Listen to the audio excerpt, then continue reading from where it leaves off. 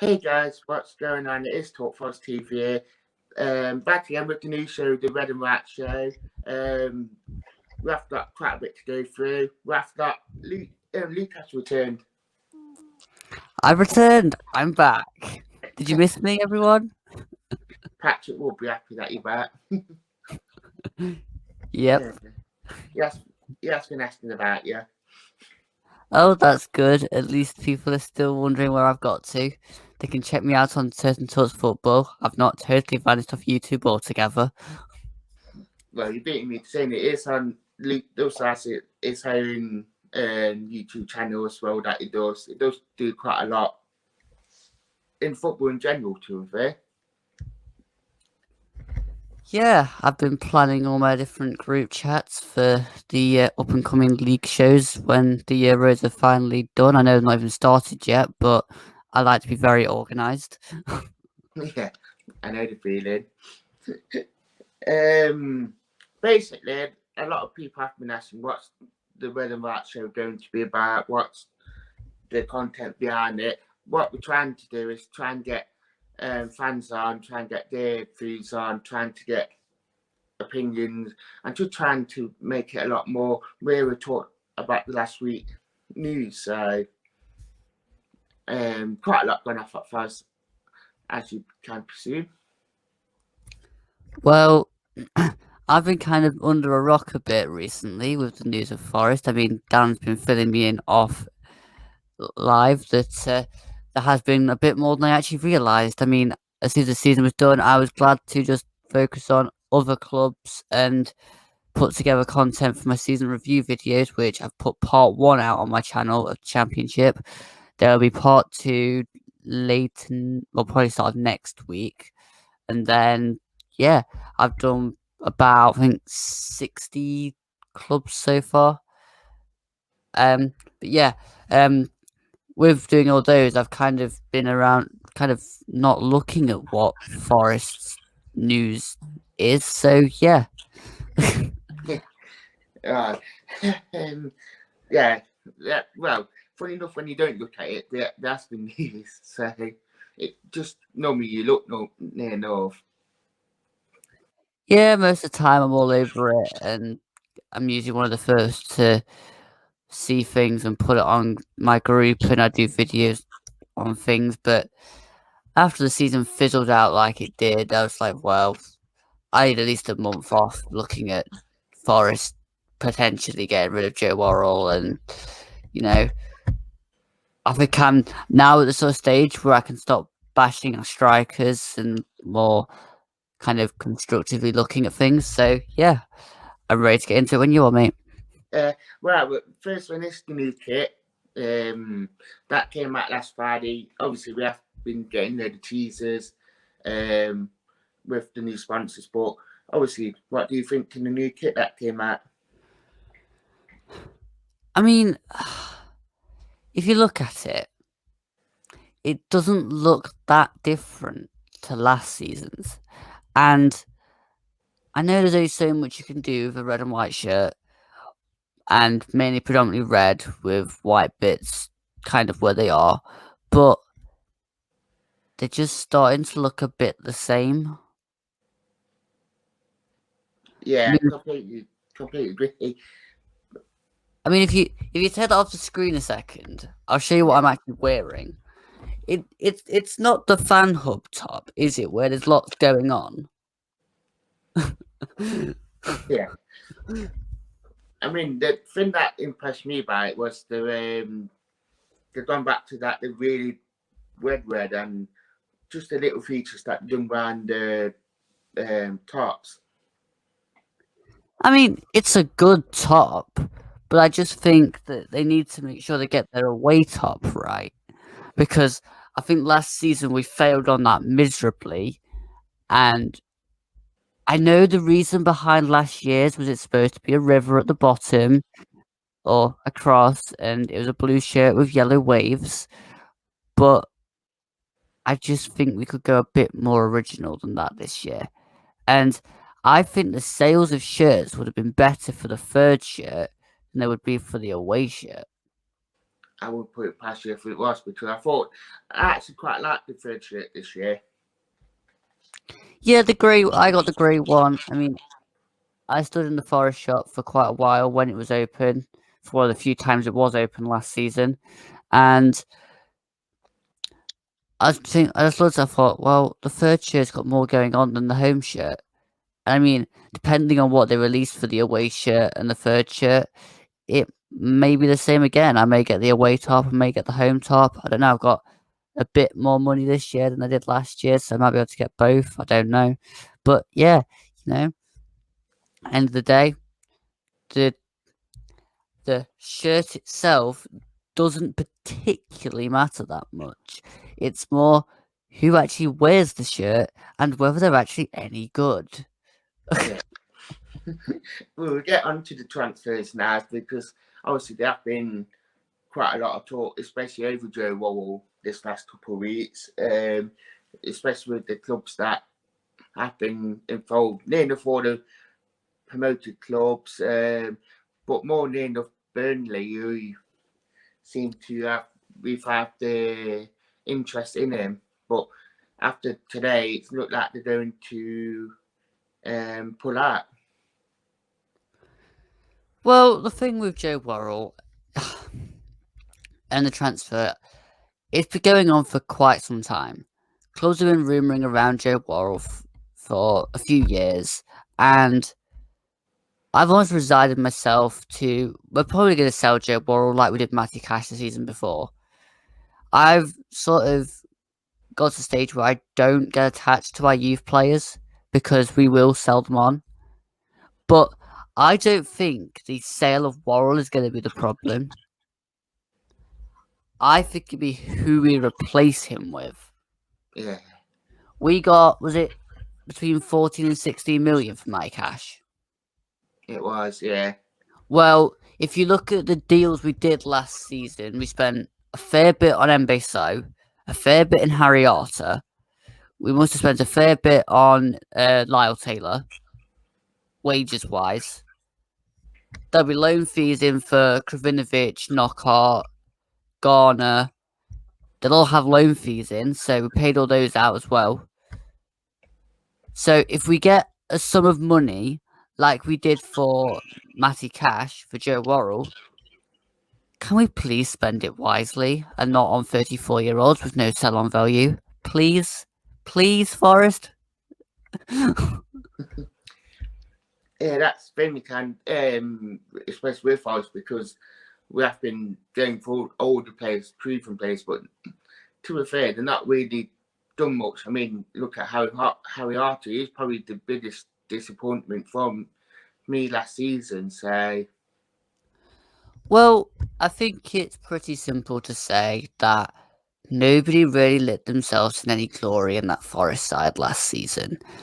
I mean, I can remember the watch long we did for the Swansea Cup game. And I think I said, if these are the backups in the squad, we have serious issues.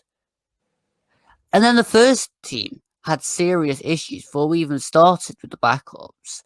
But you look, the age of our squad was crazy. I mean, we've not got a plan on it, but we let go Sammy Amiobi, Sam Basau, and Ribeiro out of their contracts. Now, I think I put a tweet out the other week saying, if we're trying to stay mid-table, then yeah, those three are your answer. They'll do a job to finish mid-table. If we're going to get promoted, then for me, look into League One. I mean, we're probably going to touch on a few of the League One targets in a few minutes, and the transfer targets as a whole. But I'd just love us to have a window where you look at it and you just think, if they're not going to do it this season, they have the potential to grow the season after. You're not going to get that with Lewis Grabban. You're not going to get that with Lyle Taylor. You're not going to get that with a Harry Arter, with a Carl Jenkinson. the list could go on. Gaetan Bong. I mean, they're all 30 and above, probably. And there is no growth or sell-on value to those players at the level that a Worrell and a Cash is. Yeah, I completely agree with that. I mean, you probably touched on that other outgoings that we probably will see in this summer, like your Bonds and a couple other players that could be on the way out potentially. Could my featured player for most of the season be going out?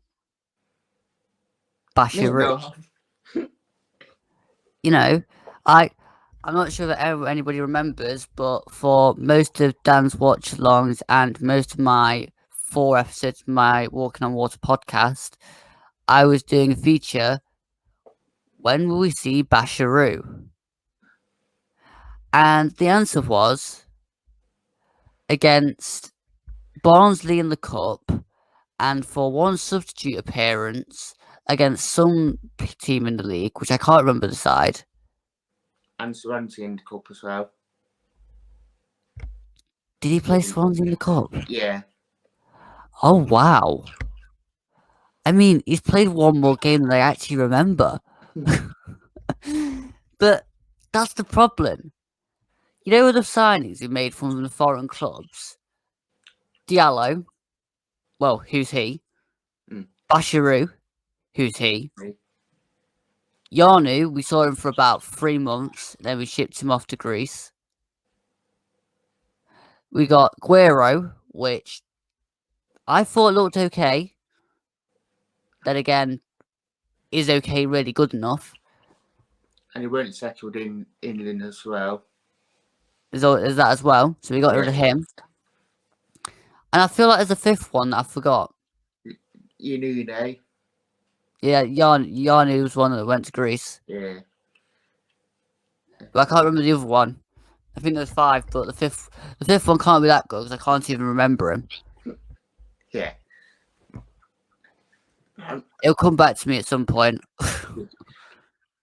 I mean, if we look at the loan players that came in as well, I mean, he touched on Knockout earlier. I mean, like Christie, I mean, he got better and better as the season got on. Even though he weren't the greatest, he put a shift in, which was quite good. I mean, Freeman, he just never found that sort of fitness and form that he proved he could be a player, but it never really worked out at Forest, unfortunately. And Knockout, he seemed to have one good game and 5 bad games.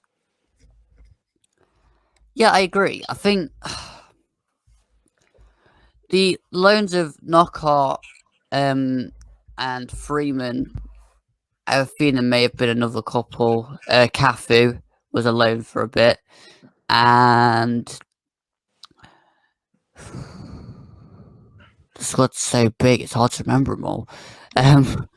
But I think if we touch on Knockout to start off with, we all know he's a bit dramatic and a bit kind of angry and he can score the odd goal. But again, I had concerns.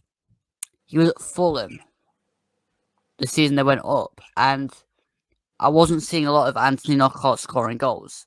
And I wasn't hearing much from the Fulham end that he was actually creating anything either. Same with Harry Arter.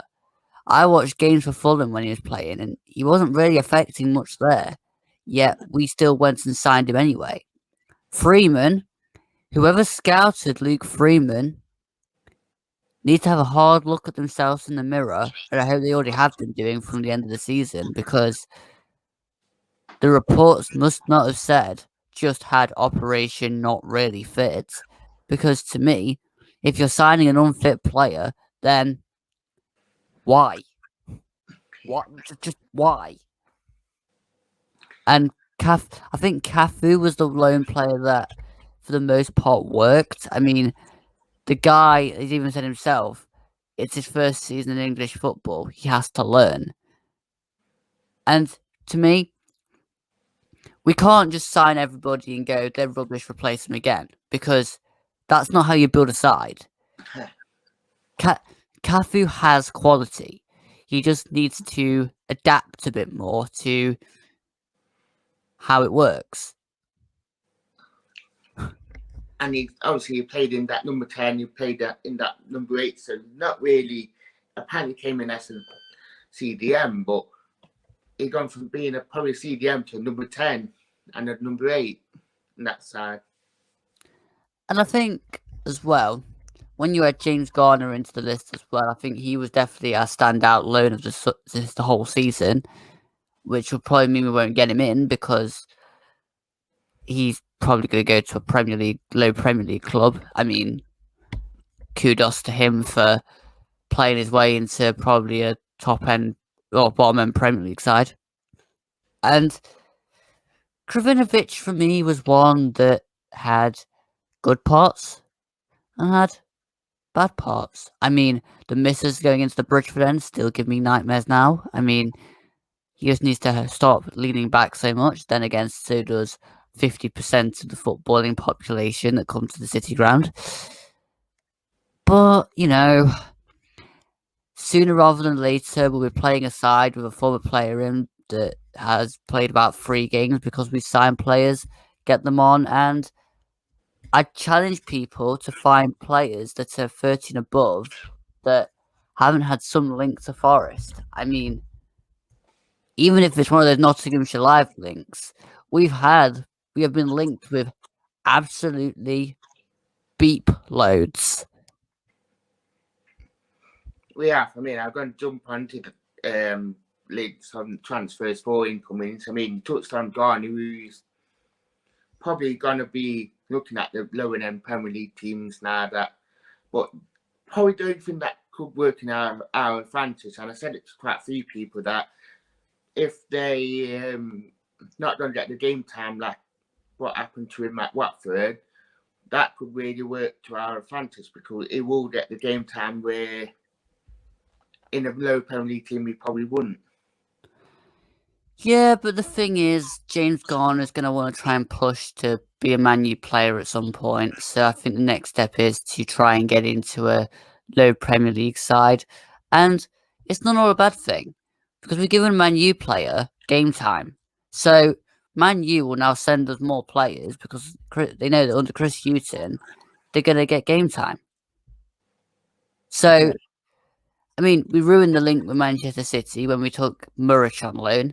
And hardly played him. That's probably down to him more than it is to us. But at the same time, would you loan a player to a club that's not going to play him? I mean, the whole point of going out on loan from a Premier League side is they want the player to get game time. There's obviously a point where you draw a line and think, well, is it the club's problem or is it the actual individual's problem? But again, Man United will send us players because we've played James Garner. Man City will be hesitant because we hardly played their goalkeeper. Oh, I completely agree. I mean, look at the Benfica link that we got. I mean, we got Krovinovic, who, I mean, touched on earlier as well that he done himself okay, but I know that they are and arguing about loaning him or selling him. Well, again, the thing is, we've had so many players from Benfica, so many players from Olympiacos. We'll probably get the customary one from Olympiacos this season because Marinakis just like to give us a bit of a present each year. But again,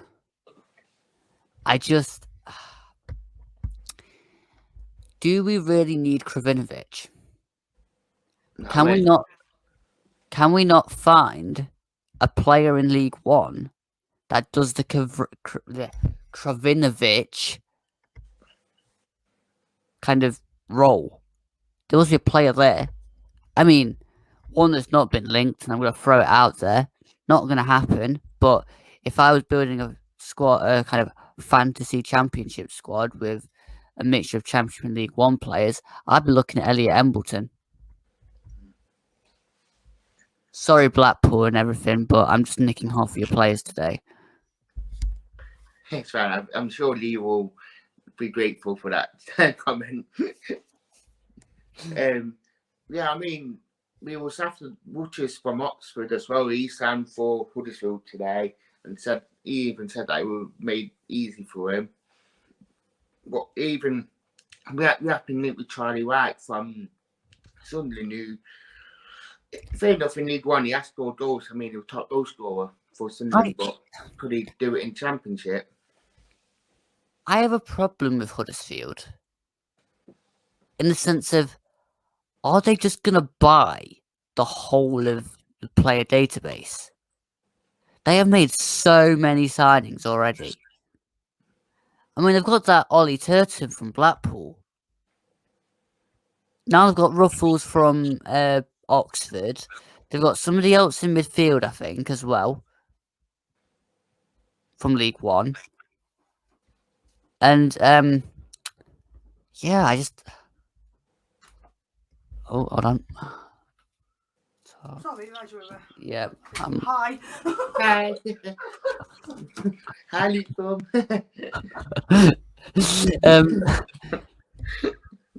But Charlie White, I mean, I speak to Sunderland fans, and I don't remember the exact figure, but he scored quite a lot of goals. But they're saying that's it. That's all he does. He just scores. And yes, after a season where our players scored 6 goals and below, having a player that scores above 6 would be quite nice. But can you actually see Chris Hughton signing a player in the style of play he does that only scores goals? Probably not. And he's 28. I know we had Glenn Murray that was 37, but come on. I mean, what about Dion Charles from Aki? Yeah. Or I've heard there's more chance of Joe Pigott from Wimbledon.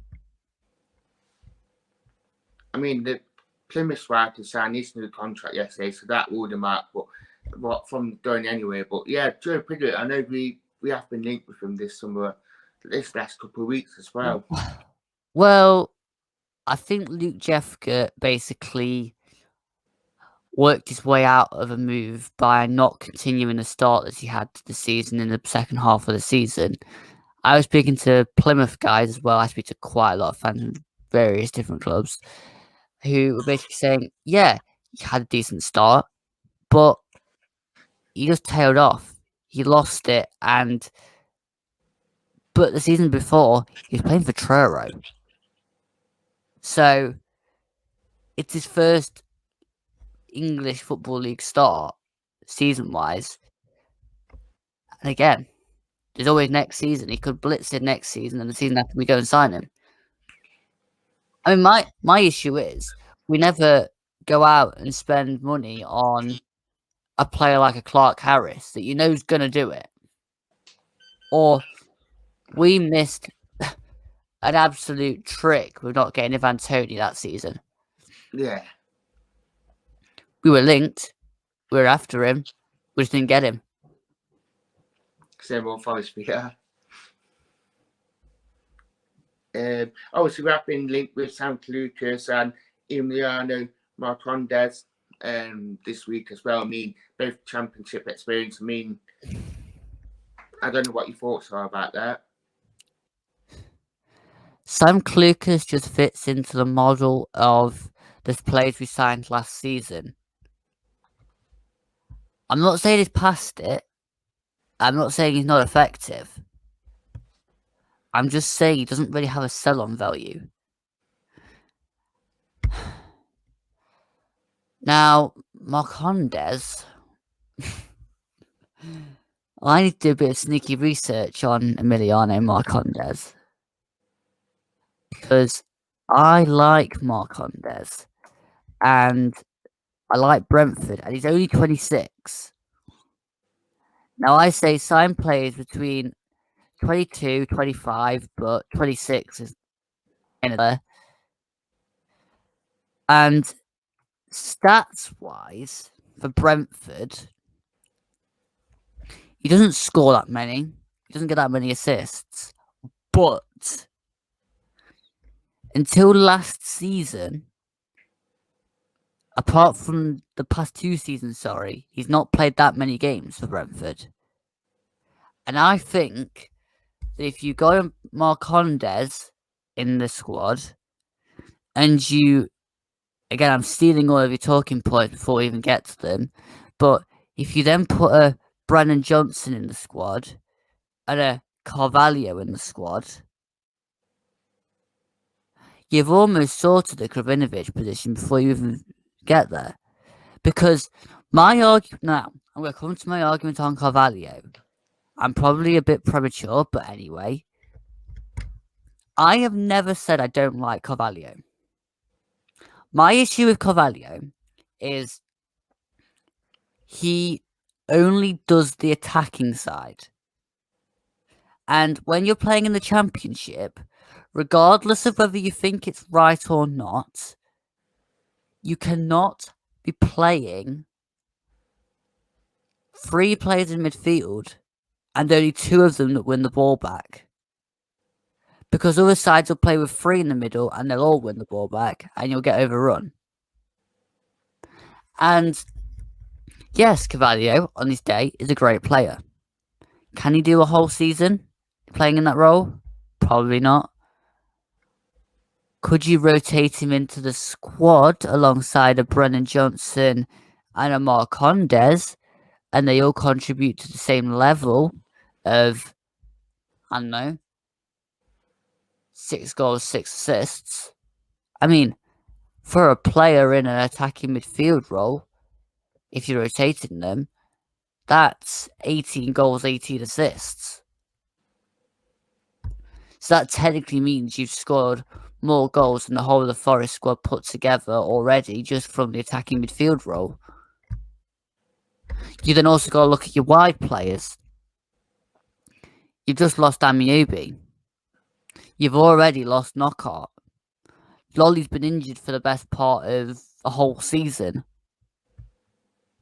So, technically speaking, it's Alex Myton, and I know that Brennan Johnson's been playing out wide, but I'll tell you something else as well.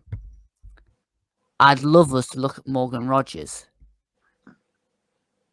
Play Rogers and Johnson either side, like Lincoln did, but then with the option of Lolly and Myton as well. It's not going to happen because I don't think Chris Hughton likes Lolly. I don't, to be fair, not really played him, but it's one of them ones that Lolly ended up played on the injury all season, so it makes you think. But all I can say is Lolly likes a goal against Birmingham. Yeah.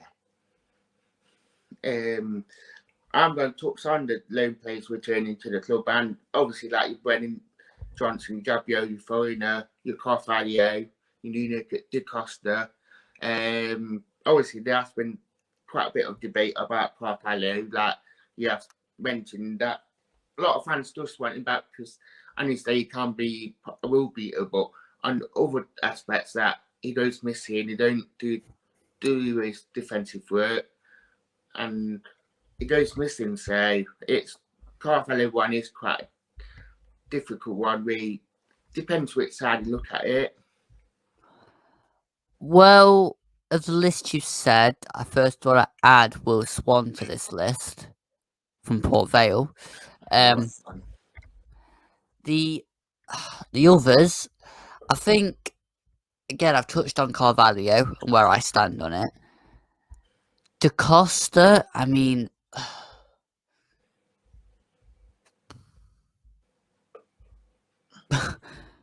does he really? Is he any good? Is he gonna mold into a player, or is he just gonna go abroad again and play at a place like Strasbourg? Or I know we signed him from there, but you know, I forgot where it was already last season. A real club in Belgium, but apparently it's not really shined out there as much, and it don't look like that they're gonna take his option off the ban him permanently.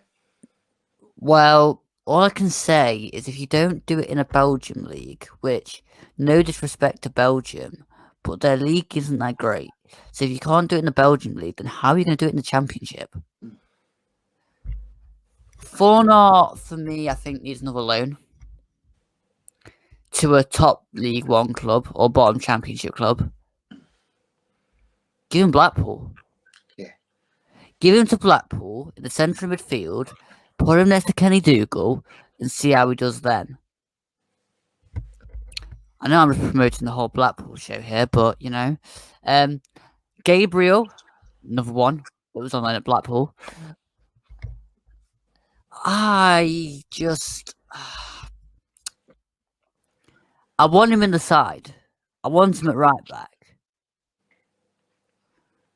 Jaden Richardson, I'd also like around the squad. I mean, he's been playing right wing some games. I just think that Richardson needs a League One move. I think Gabriel can make the step. Arguments can be said, do we need an experienced right back? But I mean, how more experience can you get than Carl Jenkinson? Yeah. I know he wants him to go, but then you need to sign a right back. Don't get Christie. Apparently, Christie extending his contract.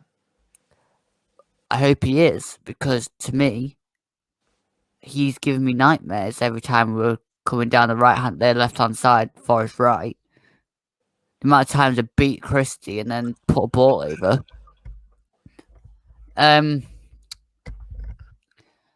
Brennan Johnson, yeah, I'd have him in the squad. I mean, brilliant player already. Just needs to work on not going down as much. Will Swan, I mean, I don't really know his figures that well, but I think that he should be there now. He should be pushing with whoever we get in up front. I mean, Lyle Taylor's going to go. I mean, I think we'll still be stuck with Mr. Sulk until his contract's done. Unless he goes to the Qatar club with Sabri Lamouchi.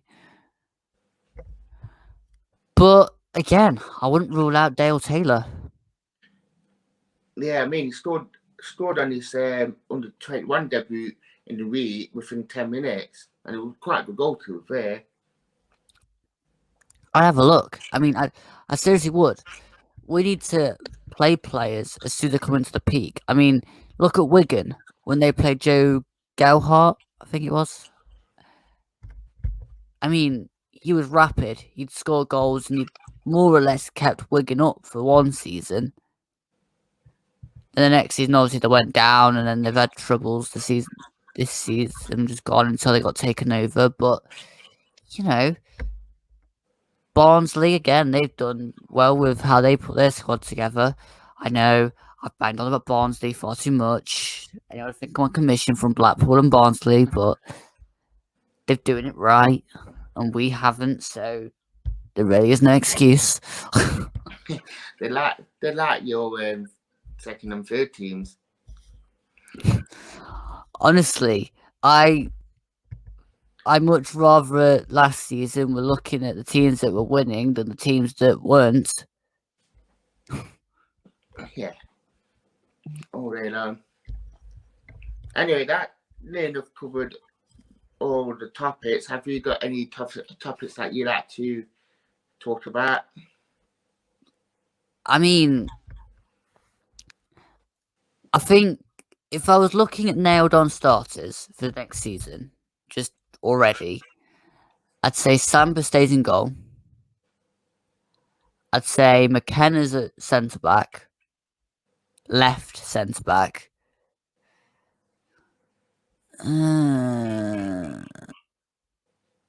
Left back synonymous. Right back, I'd like Gabriel, but I could see him going somewhere else.